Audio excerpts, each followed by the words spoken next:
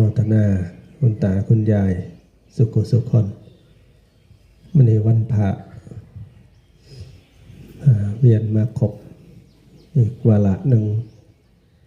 บรรยากาศเปลี่ยนแปลงตรงนี้มันล่มยามคืนมากล่มหนาวยามค่ำมากล่มหนาวมันแปรปรวนก็พากันเบิ่งแย่งสุขภาพเอาหนาวไหมมันยามคืนมากับล่มบักอย่างแห้งเลยถ้าเป็นอยู่ในป่าก็ยันตะงาใหม่กกย่างสูงยันตะงาใหม่อะไรอย่างอยู่ในป่าอะไรประชาสัมพันธ์ดงพอเป็นประชาสัมพันธ์เรื่องงานผัดดูร้อนงานเน่นเห็นบนประชาสัมพันธ์งานเน่นนี่บวชเน่นผัดดูร้อนบวชแล้วก็สิไปอยู่วัดไผวัดมั่นนะจังสันบวชแล้วก็ไปอยู่จุดไผจุดมั่นถึงเวลาก็มาโฮมกันร่วมกิจกรรมไปสารกลางสิไปปิดกิจกรรมในเวลามาบวชเนี่ยเขาบวชอยู่วัดป่าเวรุวันนะบวชน้ำกันศูนย์เนี่ยก็มาศูนย์ตำบลเคินเท่านี้ก็มาบวชอยู่นี่บวชอยู่วัดป่าเวรุวันบวชแล้วก็สิกลับไปอยู่วัดใดก็ได้ไปอยู่วัดเจ้าของบ้านเจ้าของมู่เจ้าก็ได้ใส่บาตรกับลูกเน่น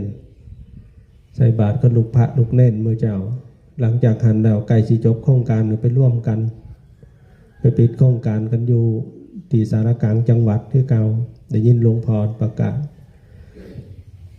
แล้วก็เพิ่นฝากไว้เรื่องจัดระเบียบเรื่องภัตตาหารจัดระเบียบภัตตาหารคอยกับจักเอาเอกสารไปติ่มใส่ไปเอาระเบียบอันนั้นนะตารางอาหารเป็นเจ้าภาพภัตตาหารน้ำเปิ้นอยากเอาไปติ่มใส่มันไปเบิ่งอยู่แต่ว่าก็คือสิอยู่กับหมู่ซีอยู่นำหมู่ซีหมู่11เนี่ยนะทางวัดป่าเสียรุ่นแต่ละวัดแล้วก็ในอำเภอเฮาเนี่ยนะเพิ่นจัดไว้แล้วเพิ่นจัดตารางไว้ให้เสร็จสับเรียบร้อยก็แต่ว่าการเฮ็ดอาหารกับแม่ครัวหลักเพิ่นคือเก่าน่ะคือเมรุวัดนั่นน่ะเพิ่นจัดไว้ซื่อๆจัดอาหารไว้เมื่อเฮาได้เงินไปสมทบไว้น้ำเพิ่นแล้วก็แล้วแต่ว่าลูกเน่นบัดอยู่น้ำเฮาเด้บัดนี้ลูกเน่นสมมุติว่าลูกเน่นบ้านน้องลุงสิมมึงสิบ้านน้องลุงสิมก็จัดไว้ค่าภัตตาหารนี่อย่างอียามาให้เพิ่นให้วัดป่าเวรุวันไว้แต่ว่าลูกเน่นเนี่ยอยู่คนอยู่บ้านน้องลุงสิมจังซี่ก็ถ้าเบิ่งว่าเพิ่นสิเฮ็ดจังใดใครก็เฮาก็ได้แค่ฟังน่ะเพิ่นเอาจังใดก็เอาหมดอ่ะเรื่องลูกเน่นลูกเน่นผ่านไปเมื่อนั้นปลาส้มวันที่19ผ่านมาอีแม่ปลาส้มล่ะอยู่นี่ก็ปลาส้มเรื่องสาลอกสาลาปลาส้มเรื่องรายรับรายจ่ายของวัดของว่าเฮานี่ล่ะเงินทองของใส่ในวัดแล้วก็ผ้าป่าได้บอกว่ามีผ้าป่าเพิ่นสิปลาส้มอยู่วัดใหญ่ให้ว่าสิแจงอยู่วัดใหญ่เรื่องเขาความโนเคาะผู้ใหญ่บ้านเพิ่นแต่ละหมู่แต่ละคุมได้เฮ็ดเป็นต้นเงินต้นหยังเนี่ยซ่องที่ให้ไปก็ได้เก็บซ่องได้จ่ายซ่องช่วยรับผิดชอบให้แน่เติมกันคนละ5คนละ10ไปคนละเล็กละน้อยไปพอได้ยกเสาก็เอาปีนี่ให้พอได้เห็นเสาน่ะพอได้นั่งเบิ่งน่ะพอได้คอยได้นอนรับแน่น่ะพอได้นั่งเบิ่งเห็นเสาเราจังได๋มันก็แล้วแต่ดอกบัดนี้เนี่ยบ่ทันได้เห็นเสาอยู่เนี่ยก็เลยต้องคิดหยังแน่ยามขึ้นมากก็ไปย่างอ้อมพันน่ะเห็นเป็นเสาเป็นหยังแน่มีเสาขึ้นมาน่ะเมษาในหลังเมษาก็เลยว่าวันที่14เมษาเป็นมีผาป่าได้คุยกันคณะกรรมการเฮาเมื่อนั้นวันที่19ที่ผ่านมานะคุยกันเป็นงานมือเดียวแล้วก็เป็นมือที่ได้เลิกยกเสาน้ำเอาเลิกยกเสาเอกเสาโทน้ำเนอะเอาเลิกยกเสาเอกเสาโทน้ำเจ้าภาพเสาเอกเขาโยมรัดเห็นดอกอยู่ในใบนั่นน่ะก็จะเห็นเจ้าภาพเสาเอกเสาโทมาไม่ใหญ่นางน้ำแล้วก็มีคู่เอื้องน้ำนี่แหละไม่ใหญ่นางเขาเนี่ยไม่ใหญ่นางนั่งนี่เนี่ยไม่ใหญ่นางแมคโครเขาเนี่ย นะนั่นก็เป็นเสาบริวาร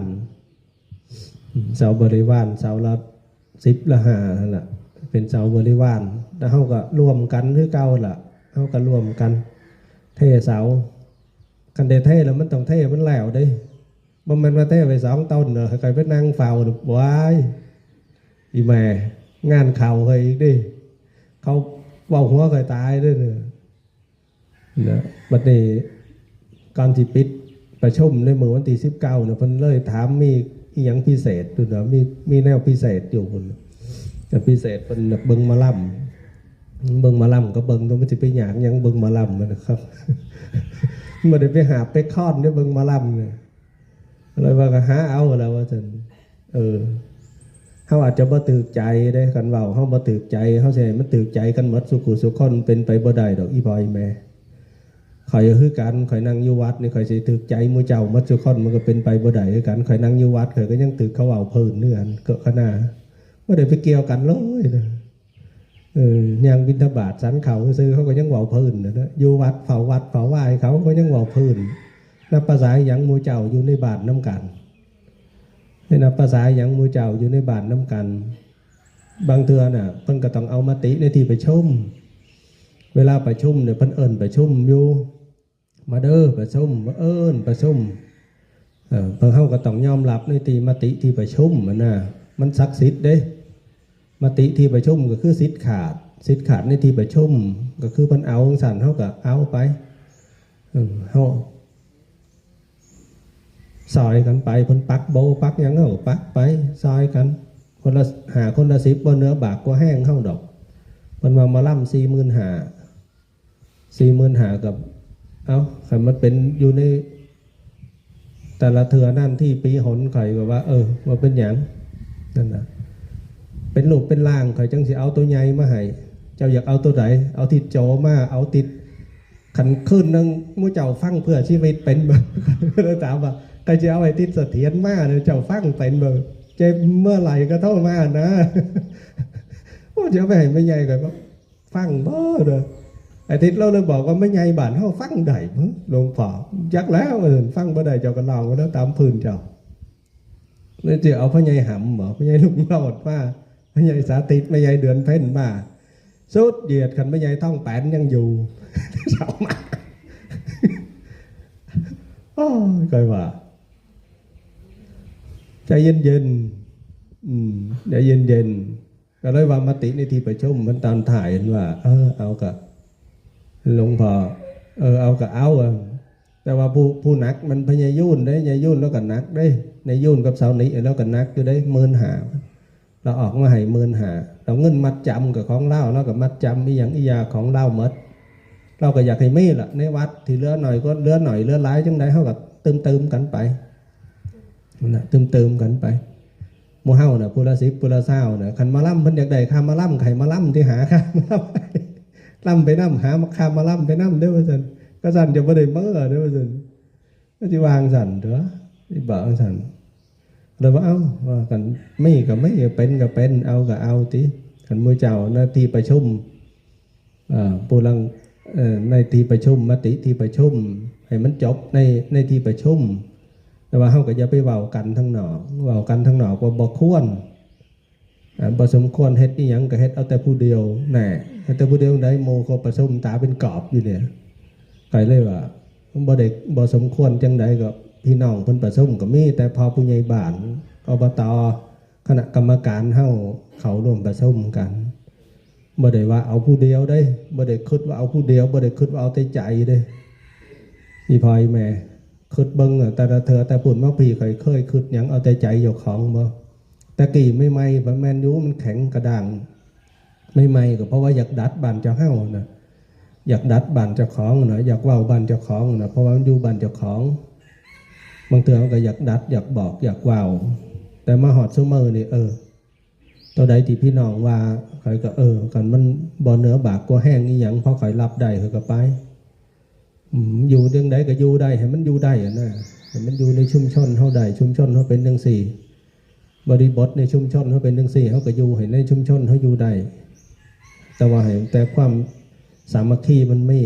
คือต้องประชุมเป็นหยังต้องมีกรรมการวัด เป็นหนังต้องมีวิทยาวัจกรฝ่ายศาสนาพิธีฝ่ายการเงินฝ่ายบัญชีดูแลเป็นกรรมการวัดฝ่ายซอยงานอันนั้นก็ตั้งไว้มาก็เพื่อจะมาประชุมมาลงมติเรียบร้อยก็ให้มันจบอันน่ะลงมติเรียบร้อยก็จบอยู่นี่มาเฮาเบิ่งก็เบิ่งมาเฮาบ่เบิ่งกันเขาไปขอมาเฮาก็ให้เพิ่นที่450ไปแล้วโบดอกละ100ก็ว่าไปติซ่องผ้าป่าไปซ่องละ100ก็ว่าไปติแล้วก็จบไปอย่าไปเว้าในสิ่งที่มันเป็นอคติคันเว้าในสิ่งที่มันเป็นอคติ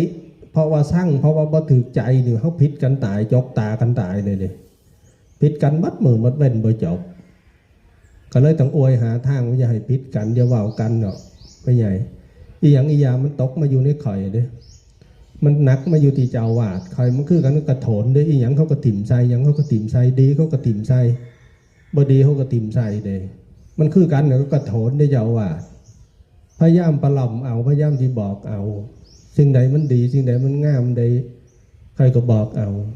บางครั้งบางข้าวข่อยเผลอผิดพลาดไปมื้อเจ้าก็ยังตะเตือนข่อยได้มื้อเจ้าก็ยังบอกข่อยได้ข่อยก็ฟังเด้ฟังหลายมากแต่พญาค่ำนี่แล้วบอกข่อยสอนข่อยบอกว่าให้มอมระวังเจ้าของมอมเบิ่งเจ้าของดีๆระวังเจ้าของแต่ผลพญาค่ำเราบอกช่วงที่เราเป็นวิทยาวัจกรตอนสั่งเม่นตอนที่กำลังจะสั่งเม่นมันมีคนซับเคยได้อยู่ตอนสั่งเม่นไม่เป็นตาสิขาเคยถิ่มมันตัวอันนั้นด้วยกันใครจะว่าถือกี่ยังมากคือกันตั้งแต่สั่งเม่นมานะใครก็หูว่ายังเป็นยังเงินนะมันหูจักจนพญาค่ำแล้วพญาเราเตือนข่อยนะพญาค่ำแล้วเลาะบ้านย่ำเสามากแล้วถือบัญชีเลาะบ้านหาเก็บเงินพี่น้องที่ขานไหวสั่งเม่นผู้ละ500ผู้ละ1,000ผู้ละ3,000นั่นน่ะพญาค่ำเก็บเงินจนครบทุกบาททุกกระต่างแล้วก็ไปเฮือนแทบจะทุกเฮือนแทบจะทุกหลังคาเฮือนจนเราได้เตือนข่อยไว้พญาค่ำจนเราได้บอกข่อยไว้ข่อยบอกว่าอยู่บ้านเจ้าของข่อยอยู่นี่อันน่ะข่อยอยู่นี่ข่อยอยู่บ้านเจ้าของให้ตายมันก็ตายอยู่นี่ตัวกระดูกกันเผากับเผาอยู่นี่แหละว่าท่านขันบุญมีวาสนาทรงข่อยก็สิพาอยู่มุเจ้าอยู่เจริญหุ่งเฮืองไปหนาอยู่ดอกพ่อใหญ่ว่าท่านขันบุญข่อยบ่มีข่อยก็ตายนะมันจึงผ่านห่อนผ่านหนาวมาผ้ามูเฮาทุลักทุเลมาผ่านห่อนผ่านหนาวถลอกปอกเปิกมาผ่านห่อนผ่านหนาวมานั่นไม่ใหญ่สิ่งยังอยู่นั่นไม่ใหญ่สิ่งยกมือออกมือหนึ่งขาไม่ออกครบหรือยังคนละก้นขานไหว3,000ออกก็ลังออก500ไม่นแล้วบัดบ่ออกจ่ายเขาบอกเอาออกมาทีหลังว่าบ่เป็นหยังดอกมันผ่านไปแล้วผ่านไปแล้วเขาก็ได้เทศบุญในวัดในว่าเขาคือเก่านั่นน่ะมันจิตทุกข์ยากปากมองมันจิตลำบากจังดวงกับผ่านมาจนได้นะมันผ่านเขาผ่านส่วงนั้นมาแล้วคอยกับผ่านส่วงนั้นมาแล้วผ่านมรสุมทางนั้นจักมีดจักเสียมเพื่อนส่วงนั้นส่วงที่สางเม่นเอาเงินไปเล่นเอาเงินไปเที่ยวเอาเงินไปเลาะเอาเงินไปให้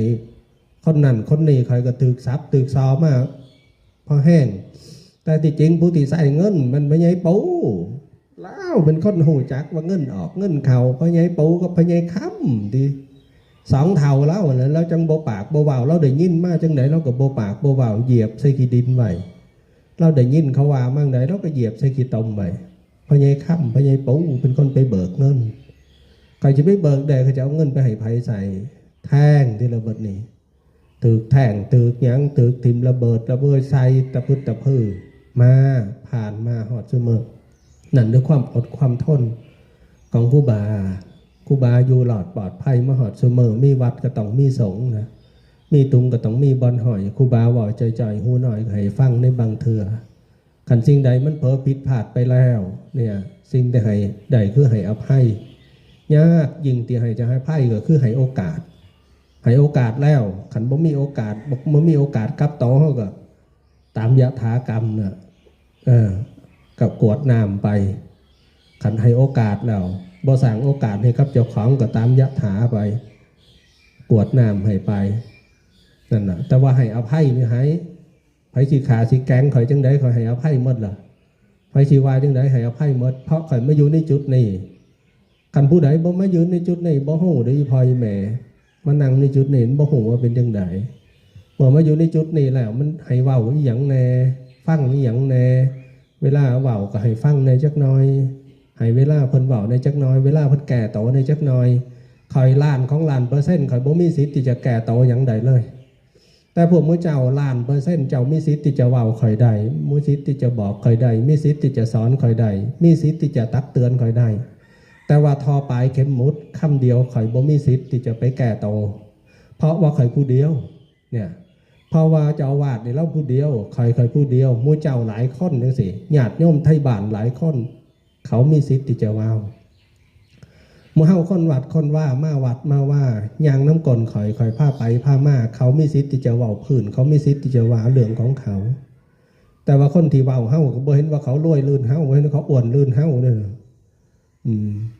บ่เห็นว่าเขามีความสุขลื่นเฮาเด้ออีพ่ออีแม่ก็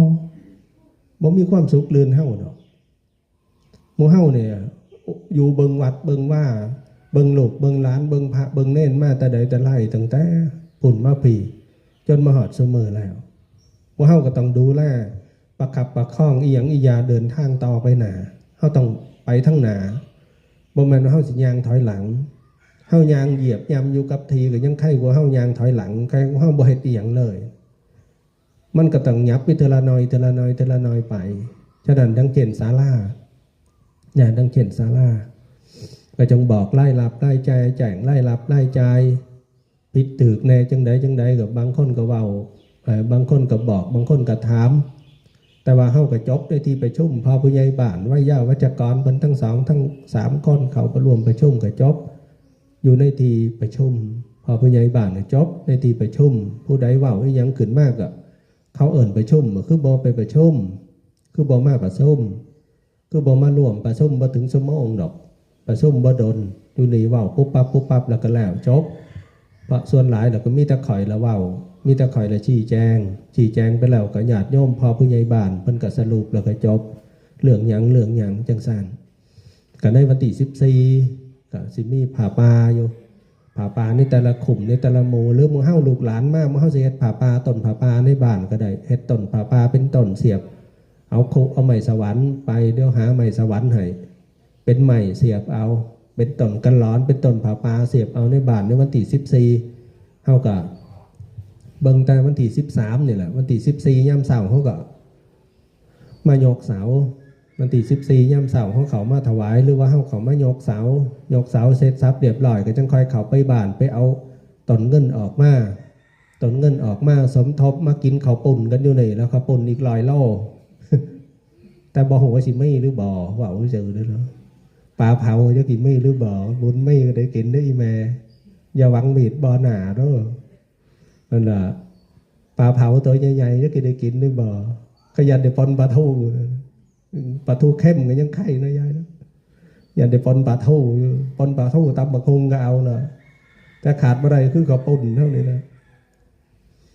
ข้าวปุ้นมาสัก200 โลเขาจะกินบ่หมดเดี๋ยวตีเฮาก็ด้วย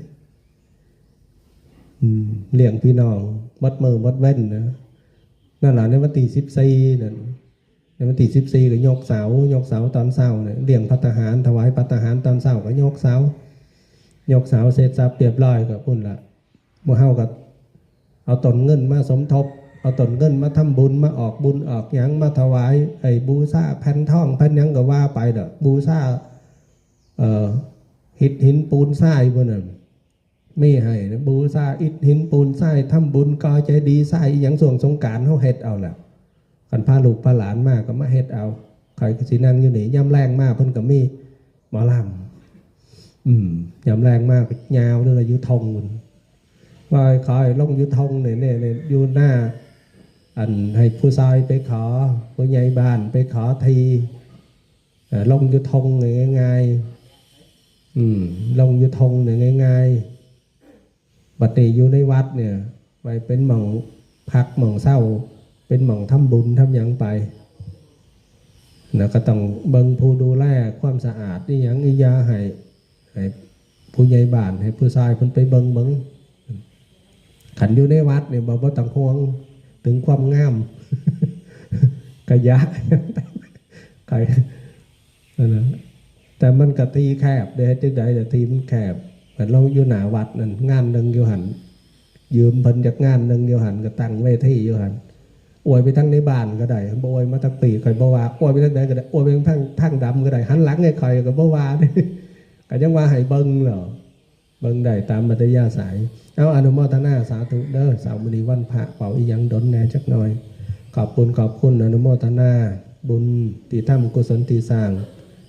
ขอจงได้เป็นเดชพระวะปัจจัยเป็นอุปนิสัยหนุนทรงสะท้อนย่อนขึ้นปกปักรักษาดูแลกลุ่มข้องดวงจิตดวงใจของญาติของโยมของพ่อของแม่สุขุสุขคนตลอดถึงญาติธรรมพี่น้องติดตามรับชมรับฟังทั้ง Facebook ไลฟ์อยู่ทั้งไก่ทั้งไก่ทั้งใดก็แล้วแต่ทั้งกรุงเทพกรุงไทยทางจังหวัดที่รับรู้รับทราบรวมอนุโมทนาบุญน้ำกันในการให้ท่านรักษาศีลเจริญภาวนาฟังเทศฟังธรรมเป็นนิจบุญเหล่านี้จงได้หนุนนำทางให้ท่านทั้งหลายจงประสบแต่ความสุขความเจริญโดยอายุวัฒนะสุขะพละปฏิภาณธรรมสารสมบัติโดยทั่วกันทุกท่านทุกก้อนทุกประการทุกเมื่อทาตุกิลังสตังธรรมโมขอพระสัทธรรมของพระผู้มีพระภาคเจ้าจงดำรงอยู่สิ้นกาลและนานเทินขอเจริญธรรมอนุโมทนาต่อไปตั้งใจรับพรรับพรแล้วก็กรวดน้ำอุทิศบุญให้กับเจ้ากรรมนายเวรเจ้าทีเจ้าทางอลุกเทวดาสำคัญเจ้าของนำนึกถึงสื่อเจ้าของเว้าสื่อเจ้าของยะถาวาลิวะหาปุราปริปเรนติสาการังเอวะเมวะอิโตทินังเปตานังอุปกัปปติอิจิตังบาติตังตุมหังคิปะเมวะสมิสตุสัพเพปเรนตุสังฆปาจันโทปนะระโสยะถามณิโชติระโสยะถาเววันสันตุสัมภะโลอังโคเวนะสันตุมาเตมภวัตวันตรายโยสุขิเตกายุโกทนาสีเลสะเน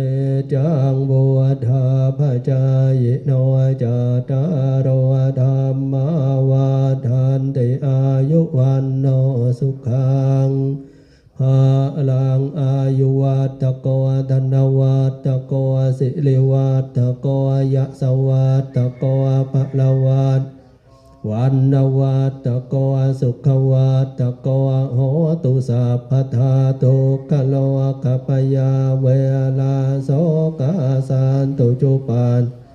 อเนกาอันตรายาปิวินาสันตุจเตจะสาจยสิทธิทานังลาพังโสติภาคยังสุขังพลังโนจัมภวคังโบเทจยาสวาสันตวาสาจะอายุจะเชวสิทธิภวันตุตยภวตุสัพพมังราคันตุสัพพเทวตาสัพพพุทธานุภาเว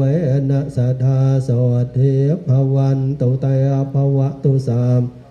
ขารังราคันตุสัพพเทวตาสัพพธรรมานุภาเวนะสัทธาโสทิภวันตุเตปะมังขารังราคันตุสัพพเทวตาสัพพสังฆานุภาเวนะสัทธาโสทิภวันตุเตปฏิสังขโยนิโสบินดาปะทังปฏิเสวามิเนวะทวายะนะมันหายะนะมันดานายะนะวิภูสนายะยาวะเทวะอิมาสกายะสาธิติยายาปนายะวิหิงสุปาลติยาปมัจจาริยานุกายะนันจะเวทนังปฏิหังคามินวันจะเวทนังนาอุปาเทสามิยาดาราจัมเมภเวจติอนาวจตาจัมภาสุวิหารโรจาติ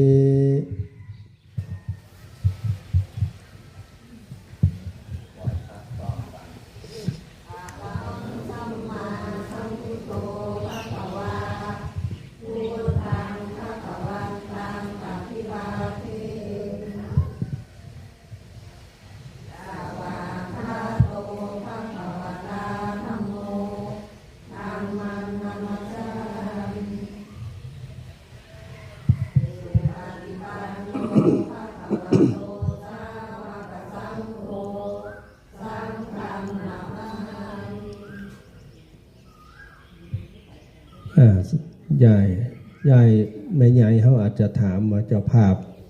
เสาเอกเพิ่นมาบ่ยอมหลัดเราสิมาบ่นะ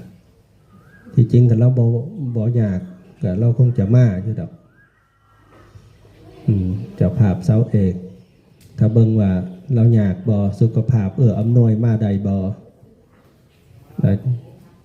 กันมาใดเราก็สิมาแล้วขันมาบ่ได้สิมา